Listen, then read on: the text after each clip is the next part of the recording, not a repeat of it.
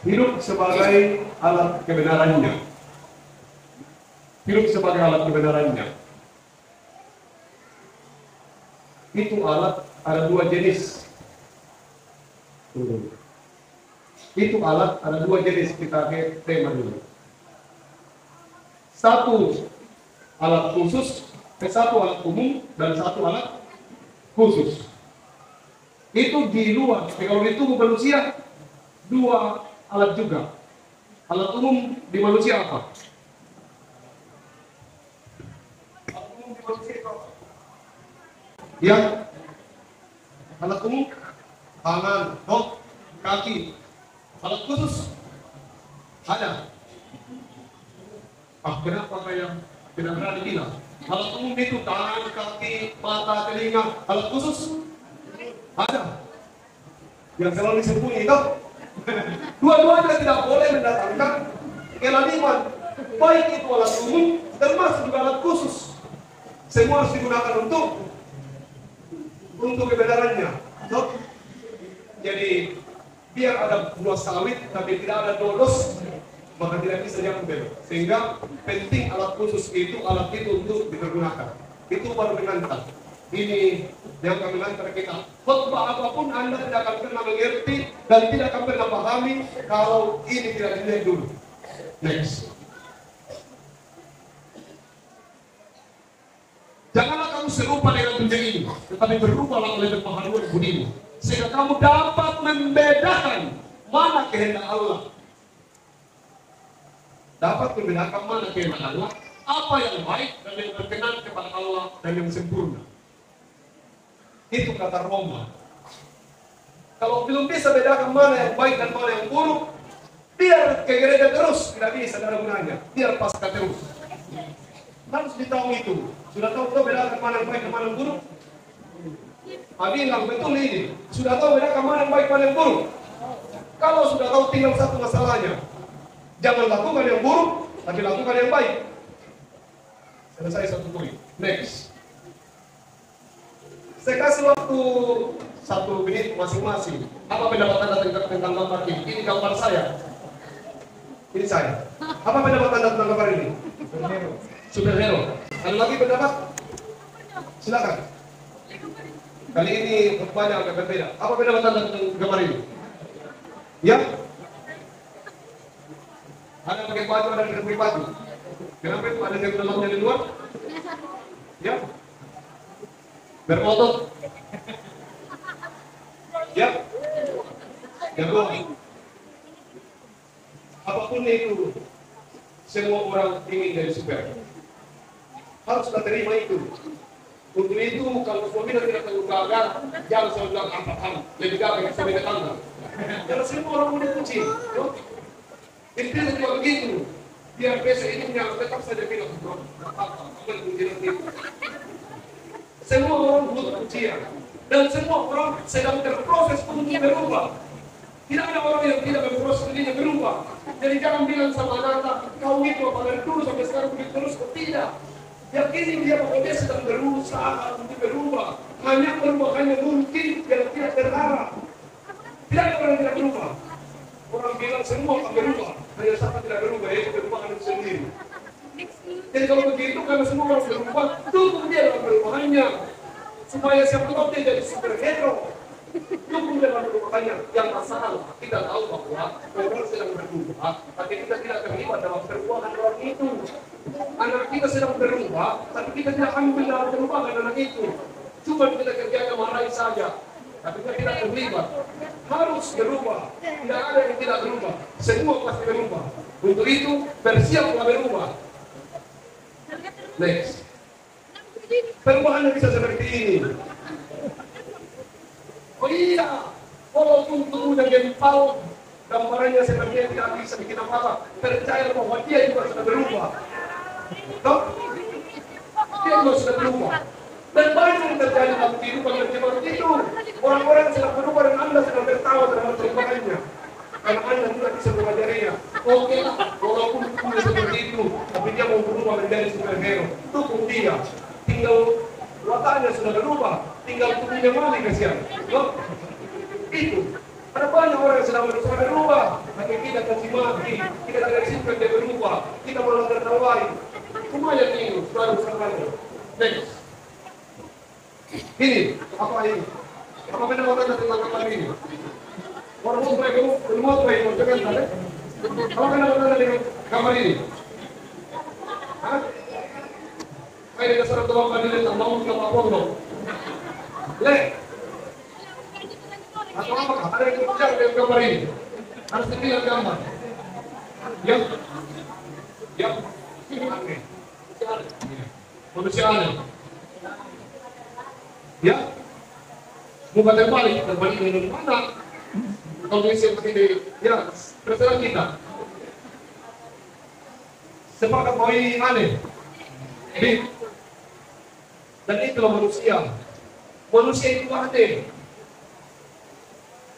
Sakit anehnya ya beginilah manusia. Jadi jangan terlalu buru-buru pada sesuatu yang aneh dan memang manusia itu aneh. Sulit sekali kalau Anda tidak bisa menerima keanehan itu. Membalik ke atas, lepas satu kelasis, satu sinode. Susah kalau semua pendeta itu pas semua, tidak bisa. Atau semua harus ada perbedaan itulah yang disebut dengan mujizat. Bahwa Tuhan sekalipun kita lahir dari satu rahim yang sama, kembar sekalipun tetap ada perbedaan. Karena semua yang Tuhan ciptakan itu pada hakikatnya dibuat secara khusus. Khusus. Kemanakan saya itu rumah. Dia cacat. Dia sumbing ini rumah bukan untuk. Saya kasih tahu satu hal yang bukan satu yang harus dikerjakan. Banggalah menjadi orang sumbing. Kenapa? Tuhan tidak mungkin lupa tinggal satu jenis kelamin daging itu. Tuhan tidak mungkin lupa. Dia merancang selama 9 bulan seluruh struktur tubuhku diurusnya dengan baik. Masa sepotong daging saja tidak dia lupa? Tidak. Tapi apa yang dia mau? Dia ingin agar dalam keadaanmu engkau tetap memuliakan Tuhan. Kalau ada kekurangan pada dirimu, Tuhan bukan lupa. Dia sengaja membuat seperti itu supaya Tuhan memuliakan dalam kehidupanmu. Dan terima kekuranganmu. Next. Ini. Ayatnya Tuhan kasih begini kita. Sudah kita kasih minum susu Tuhan, sudah disuruh Tuhan diterkam. Perbuatan baik Tuhan memberi bebas sampai kalau manusia namanya privilege itu membuat manusia melawan Tuhannya. Saya tadi cerita di pastori, saya bilang kenapa kita ada Tuhan? Ini kita ini ada Tuhan, berarti Tuhan banyak itu. Itu Tuhan dipakai sebagai magic.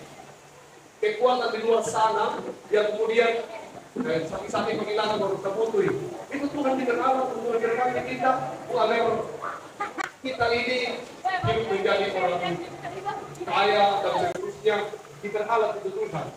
Tapi sebenarnya hubungan dengan Tuhan itu bukan hubungan karena keselamatan, tapi hubungan dengan Tuhan. Bukti dalam hidup kita nanti sapi berdekat lagi. Karena hubungan kita dengan Tuhan itu hubungan dengan Tuhan, belum hubungan karena kita punya hubungan yang intim karena diselamatkan. Next. Ini. Apa yang berkata tentang gambar ini? Ini baru pengantar. Silakan. Ada yang bicara? Ya. Menyakiti diri sendiri.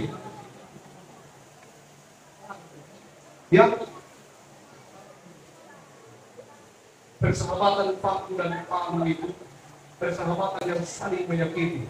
Jangan pernah berpikir bahwa dan bilang Palu mau saling pukul Pak. Tidak. Lalu pada saat Palu dipukulkan oleh Palu juga ikut sakit.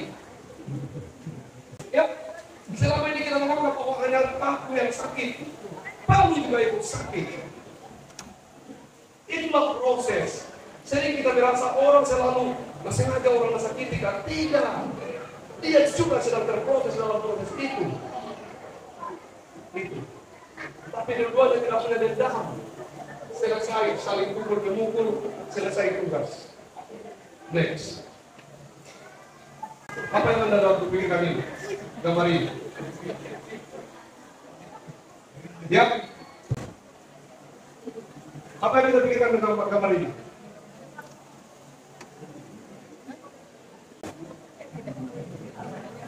gambar ini bukan perempuan telanjang, tapi gambar ini adalah tinggal lengan dari ibu yang ada di belakang itu yang kemudian kelihatan seperti paha dan pantat perempuan itu. Itulah kehidupan kita. Kotor sudah kotor. Sehingga apapun yang dilihat oleh mata,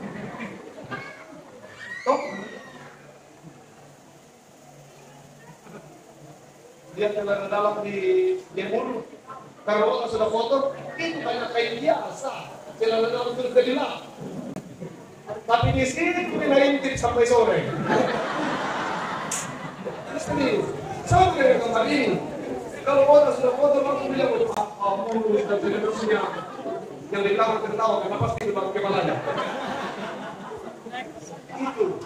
Sehingga ini yang perlu diperbaiki. Kenapa kita ke gereja dan tidak menikmati gereja itu? Karena ini yang tidak baik. Kita hanya orai labora. Padahal aturannya itu lege orai labora. Bukan hanya orai labora, bukan hanya baca, berdoa dan bekerja.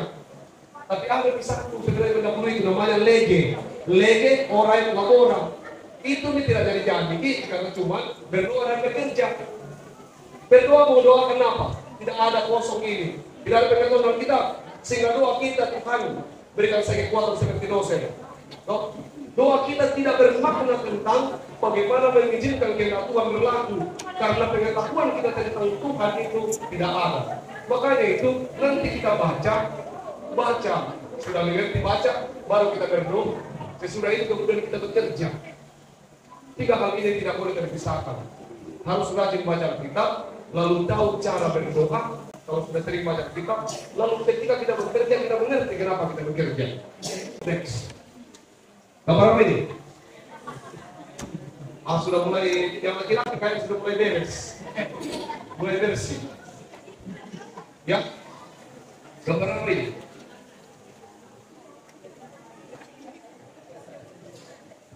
Ini berbeda dengan jalan yang cepat. Lanjut saja. Ini gambar apa di sini? Lanjut, next. Nah, ternyata gambar terbalik tadi itu. Gambar ini ditemukan di museum di Inggris pada saat dia jatuh orang melihatnya dari sudut yang berbeda tadi, seperti perempuan yang telanjang. Sekarang ternyata perempuan yang sedang memegang bahunya. Untuk itu, jangan terlalu buru-buru, terlalu cepat mengambil keputusan dalam setiap apa yang kita lihat. Pikir-pikir dulu. Kalau Anda melihat dari sudut ini, pindahlah. Bagaimana membedakan 6 dan 9?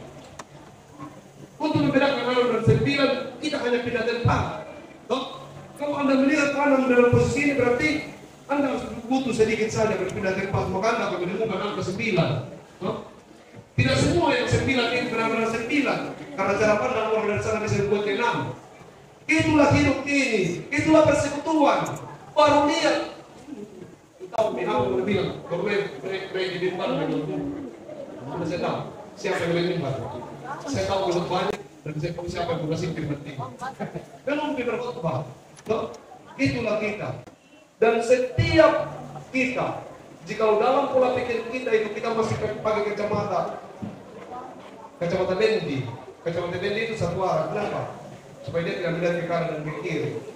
Tapi kalau kita sudah pakai kacamata hitam, maka hitam dan seluruh yang kita lihat.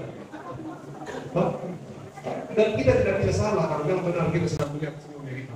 Next. Ini juga, ini gambar Grendel. Grendel pintu dan sifat kunci yang bukan sembarang hari ini. Lewat. Ini dari sudut ini kita melihat bahwa macan ini sedang menggigit atau makan anaknya. Tapi coba kita lihat dari sudut yang lain. Next. Rupanya ini adalah proses bagaimana macan itu memindahkan anaknya. Next. Ini pandangan positif dan pandangan negatif. Selama ini Anda di mana? Kalau ada tanggungan di gereja, begitu, begini. Mana yang lebih baik? Positif atau negatif? Jangan-jangan Anda sedang berpikir bahwa persembahan yang Anda masuk ke dalam pundi itu dipakai oleh majelis gereja dan pendeta untuk hal pura-pura. Anda harus tahu bahwa pendeta mendistribusikan pasukan hal yang sama. Kalau untuk mencuri, kenapa harus mencuri milik sendiri?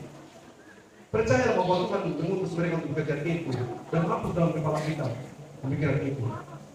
Positiflah kalau selalu berkembang. Next. Berubah dan berubah. Ini baru masuk upaya sebenarnya. Sekarang, kalau dulu saya pimpin ibadah, saya bersiapkan ibadah dengan luar biasa menurut saya, sesuai dengan pun saya. Saya datang di gereja mau pembinaan, orang datang 3-4 orang. 10 lah paling banyak. Saya merasa kecewa dan merasa apa tuh gunanya persiapan semuanya ini? Rugi. Sia-sia saya persiapkan. Saya ke suatu tempat rumah suatu jauh. Materi sudah siap, segala liturgi sudah digandakan, datang cuma 4 orang. Kami berempat, berlima ibadah. Saya merasa kecewa, Tuhan, kenapa begini? Saya temukan jawabannya. Dalam perenungan panjang itu, makanya saya berdua menjadi pendeta, kusut, sukarela. Ternyata perayaan itu harus sukacita. Mau satu orang dengar Anda berkhotbah, berkhotbahlah yang terbaik. Karena Anda berkhotbah dalam hubungan dengan Tuhan. Silakan tidur kalau saya berkhotbah. Dulu saya marah kalau saya berkhotbah di depan dan orang tidur. Saya bilang, kenapa tidur? Dia saya mati berkhotbah dia tidur. Tapi sekarang tidak lagi. Saya bilang, tidurlah. Karena saya berkhotbah untuk Tuhan. Saya kira kau datang untuk Tuhan. Kalau begitu hubunganmu dengan Tuhan rusak. Saya tetap berkhotbah berapi-api semangat karena hari itu saya harus mengkhotbahkan yang terbaik karena saya berkhotbah dalam tanggung jawab saya dengan Tuhan. Begitu. Kumpulan rumah tangga cuma 5 orang. Bersukacitalah karena Anda datang ke situ bukan untuk siapa-siapa, tapi itu adalah bagian hubunganmu dengan Tuhan. Selalu jadi yang terbaik. Berubah dan berbuah. Itu intinya. Next. Anak muda. Kasih tahu ke saya sekarang, siapa pacarmu? Yang tidak ada ya, yang bilang kau cari, yang ada.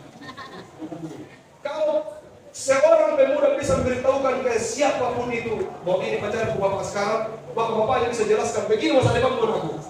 Kalau kau pacaran dengan ini, begini masa depanmu. Itu pasti. Kalau kalian pacaran sembunyi-sembunyi, tidak bisa diramal bagaimana masa depanmu. Yakinkan bahwa kalau Anda pacaran dengan orang tidak sekolah jelas. Toh, tidak perlu saya jelaskan di tempat ini. Kasih tahu ke saya dengan siapa Anda membangun hubungan sekarang, maka saya akan mampu menjelaskan begini arah masa depanmu.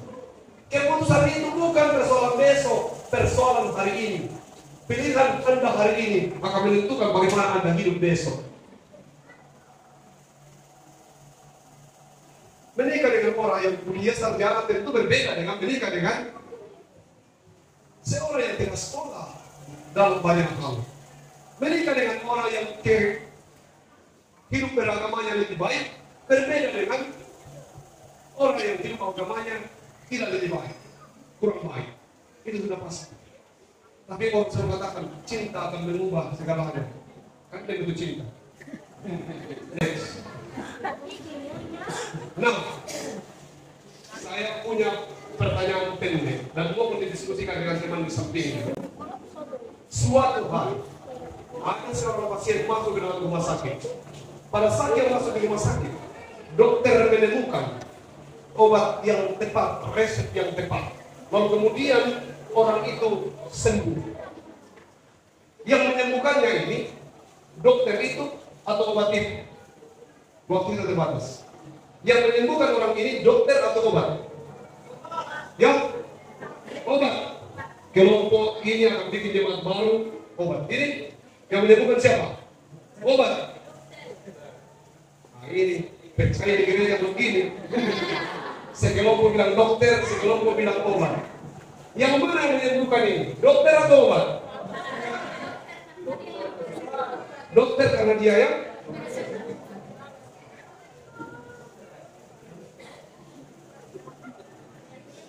itu pertanyaan pertama. Jadi sudah akan daripada yang obat nih. Kalau dokternya kasih obat yang salah,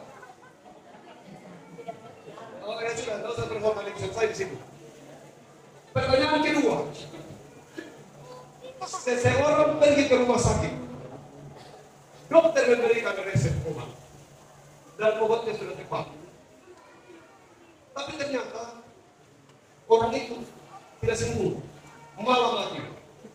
Ini dokter atau obat? Yang pergi ke rumah sakit, dikasih resep dokter dan obat, tapi ternyata orang itu tidak sembuh, malah mati. Ini dokter atau obat? Dokter. Tuhan. Tuh, ada yang bilang dokter atau obat, tapi ada yang bilang Tuhan. Tuhan. Itu kita manusia. Tadi waktu sembuh, ke dokter, obat. Pokoknya tidak ada Tuhan waktu sembuh. Ketika dia mati, Tuhan tersangka. Ya begitu. Jelas. Ketika dia mati, Tuhan tersangka utama. Itu karena Tuhan. Waktu sembuh tadi, kita mempersoalkan hanya dua, yaitu dokter dan obat. Bahkan kita mau berkelahi. Tapi waktu dia mati, Tuhanlah biang dari kematiannya. Tuhanlah penyebabnya. Itulah kehidupan manusia sebenarnya. Sering kita menjadikan Tuhan hanya sebagai oknum terakhir dari kehidupan ini.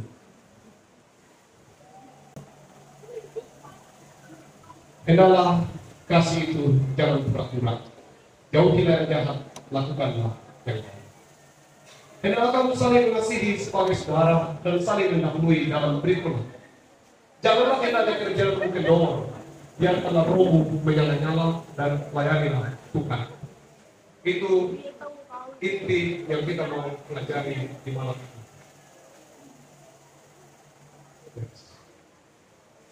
Mengasihi sebagai saudara. Filosofia.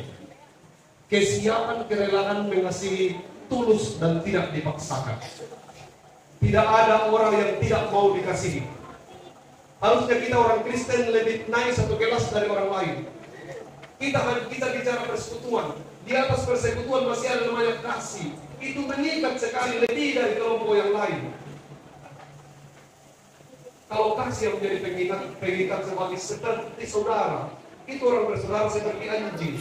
Kalau tidak ada apa-apa, tidak.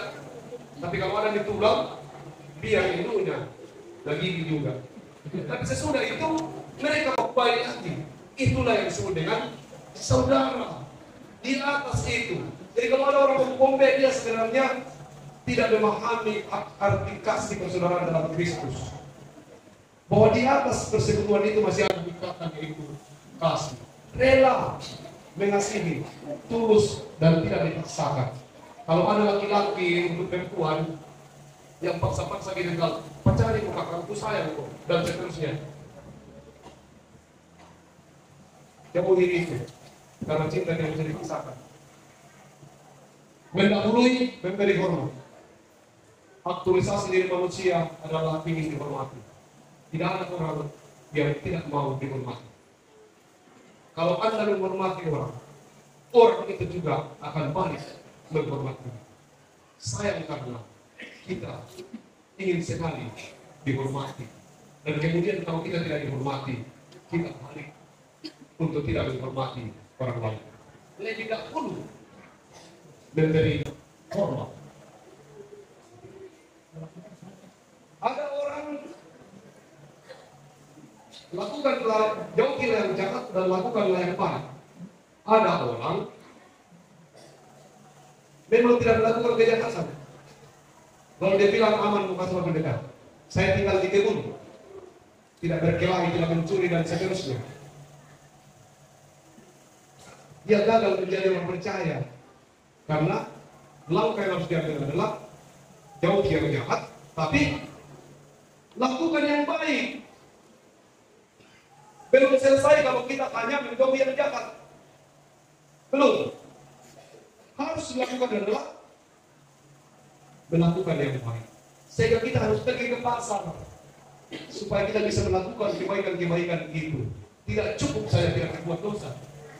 Tidak cukup hanya pergi di kebun sembunyi, tapi harus melakukan yang baik. Itu yang banyak kita gagal. Kita tidak bisa melakukan yang baik.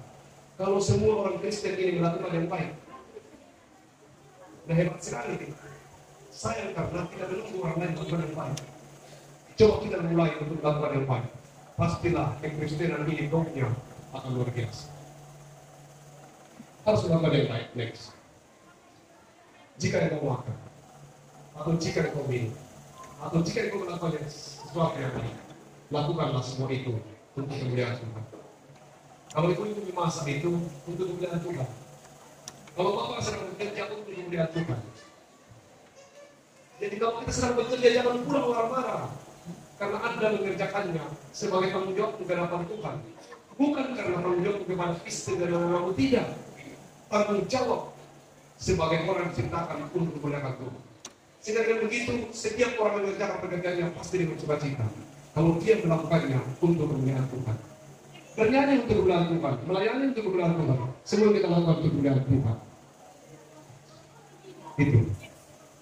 Jadi semua yang kita lakukan ini untuk kemuliaan Tuhan. Bagaimana semua kita bisa lakukan untuk kemuliaan Tuhan? Rubah pola pikir kita. Berubahlah oleh pemahaman kita. Hidup sebagai alat kebenaran. Dipastikan sekarang bahwa saya ini alat kebenaran Tuhan. Semua orang harus benar-benar belajar dan berkata, aku adalah anak karya Allah. Maha karya Allah itu adalah kita ini ciptaan hebat. Kalau engkau tidak hebat, itu karena engkau sedang merendahkan dirimu sendiri. Sekali, kita ini adalah maha karya Allah. Kita diciptakan untuk melakukan kebenaran. Kalau engkau tidak merasa dirimu hebat, maka engkau sendiri yang sedang menghina dirimu sebagai ciptaan itu. Mari merasa bahwa kita semua adalah orang-orang yang diciptakan spesial oleh Tuhan, dikerja secara khusus. Untuk itu, pastikan bahwa dirimu adalah alat kebenaran. Saya di rumah. Saya ini guru karate. Saya ini olahragawan. Di usia saya segini masih bisa salto semestaker. Tapi kalau istri saya sudah kasih kode, sudah menyerah. Saya tunduk sama istri saya. Untuk apa? Kebahagiaan sejati itu di dalam dunia.